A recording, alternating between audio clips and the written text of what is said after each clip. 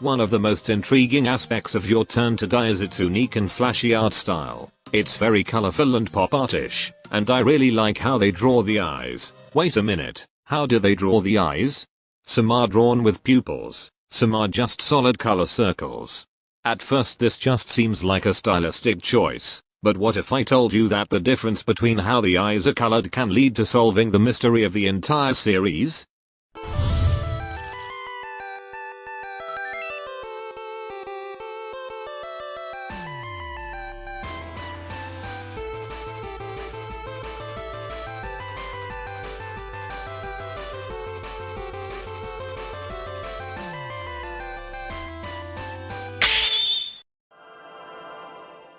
So as I stated before, there are two types of main eye shapes.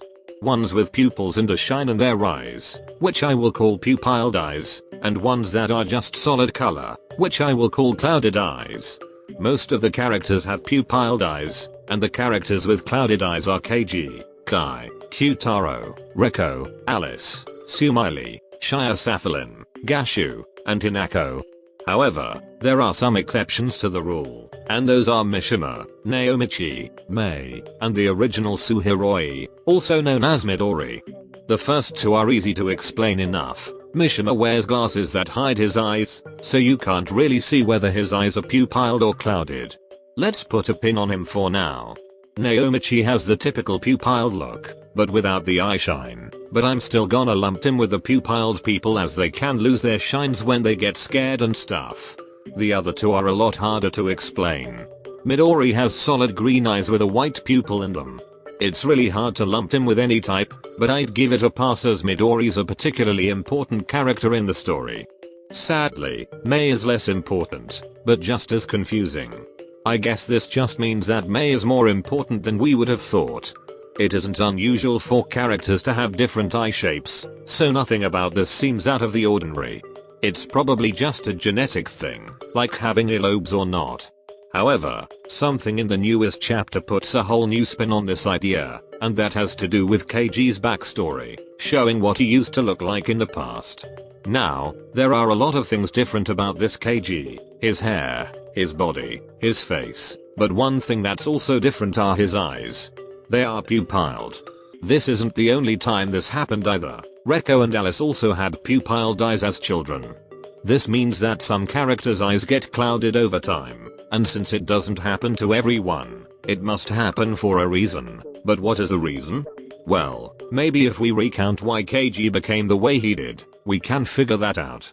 So Keiji was once a police officer, but after shooting his mentor, he realized that the police force is corrupt and leaves, becoming a much different person. Now, we need to find something in Keiji's story that all of the clouded characters, and only the clouded characters share. Now, the most prominent part of Keiji's backstory is that he killed someone, and at first, this seems to line up. Kai's an assassin, so he probably killed someone. Alice killed Midori, and Miley and Safalin are in charge of the executions, so that must mean that the others must have killed someone too, right? Well, this starts to fall apart when you see that Alice's eyes are still clouded when he was in Reko's band, before he killed Midori. Also, Rio Ranger killed dozens of people, Hinako included, and his eyes have pupils. Another possibility could be that they're all related to Asunero in some way. Kai, Gashu, Miley, Safalin, and Q-Taro all are related to Asunero, but so are Rio and Hayasuka, and they have pupils, so it can't be that either. At first, it seems that there's nothing that connects such a wide cast of characters together, but look at Keiji's backstory again. He realized that the police force is corrupt and leaves, becoming a much different person. This is what I think makes your eyes clouded. No, not being anti-cop, but realizing something or figuring something out that completely changes your view on the world, and even yourself as a person. It's basically like opening your third eye. Surprisingly enough, this fits in with a bunch of characters that are on the clouded list. Kai was originally part of Asunero, but after pretending to care for the Chidaoins, he has a change of heart, and wants to stop the group he once was a part of. Alice may not seem to fit into this mantra on Your Turn to Die, but if you played the spin-off game, Your Time to Shine, his clouding moment becomes clear. In Alice's third fondness moment with Mishima, He states that he was raised to be a girl, hence his name and squeaky voice, but as he got older, something felt off, and he realized that he's actually a guy. Regardless of whether this means that Alice is transgender or not, the fact is that he realized he's a guy, and there's one realization that can change your life as you know it, it's that. His sister, Reko, also has a pretty obvious clouding moment. Before the incident with her brother, Reko was incredibly bitter to everyone she was around, but after Alice killed Sue, not only was she too traumatized to sing the songs of her former band with him, but she also gained somewhat of a soft spot for people weaker than her. Unfortunately, there is somewhat a hole in that being Reko's clouding moment, as her eyes are also clouded in the band photo. But here's the thing. Unlike Alice, Reko is wearing contacts. Her eyes are typically black, but they are blue here.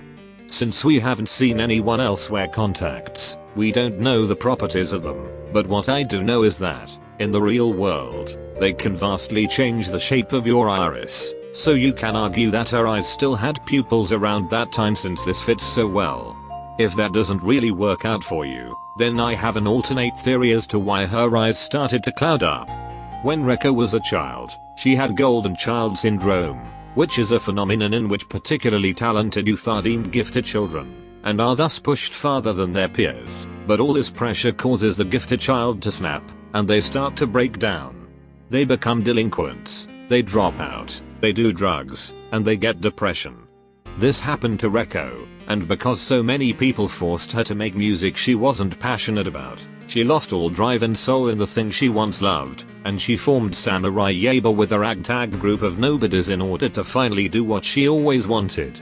The fact that her breakdown occurred right before she formed her own band perfectly lines up with how her eyes clouded in that picture, but it doesn't really match up with the other clouding moments like the other Reko theory did.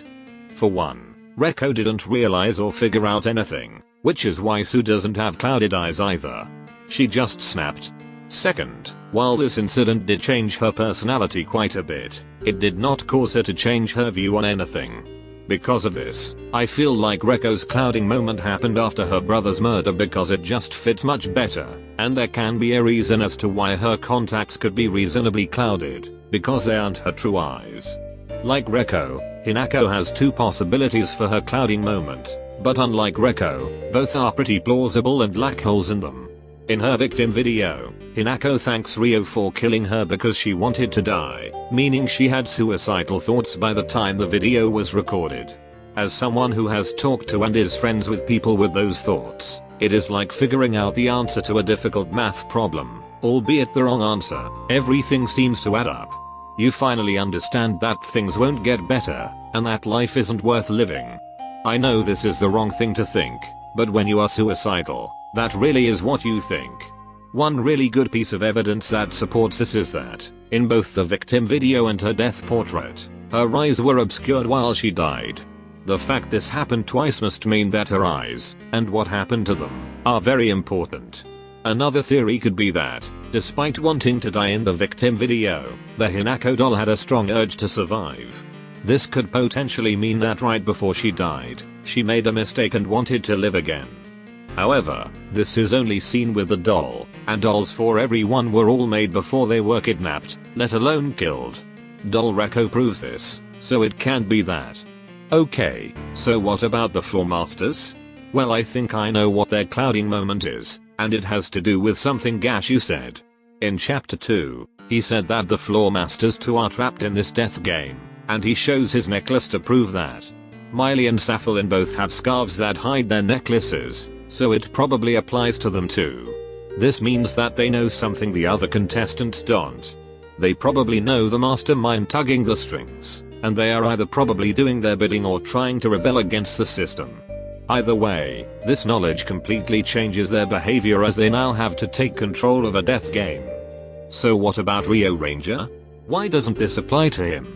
Well, Rio is actually quite different from the other Floor Masters. For one, he's the only one that's actually a doll besides the chapter 3 dummies. Gashu, Miley, and Safalin are all humans.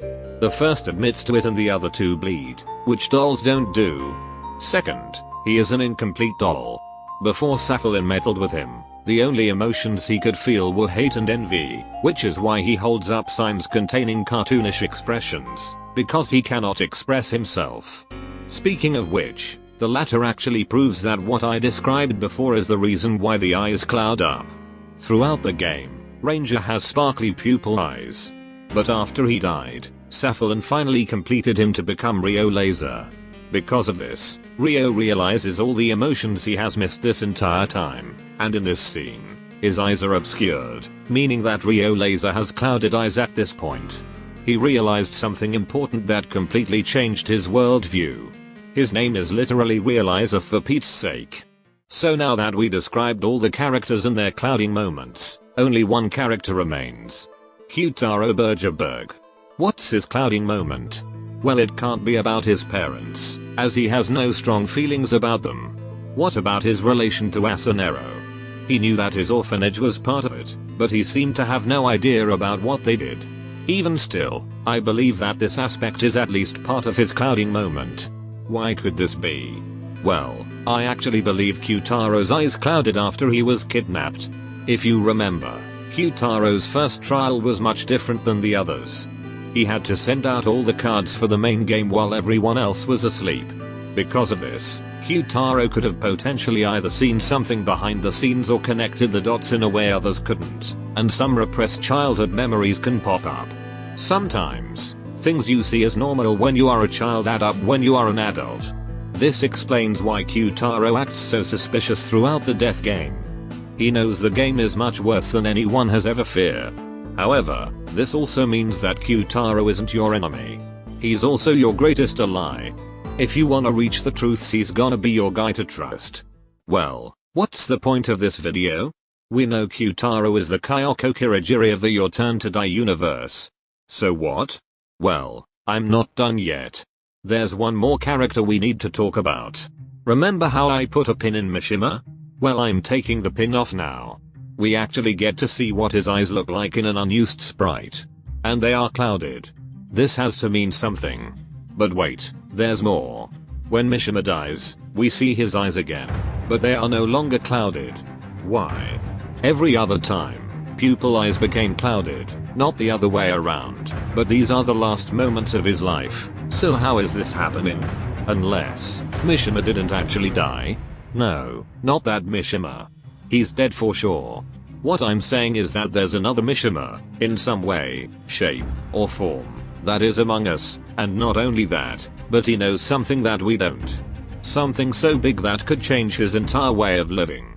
What if Mishima was the mastermind all along? What if he was the one the Floor Masters tried to fight against?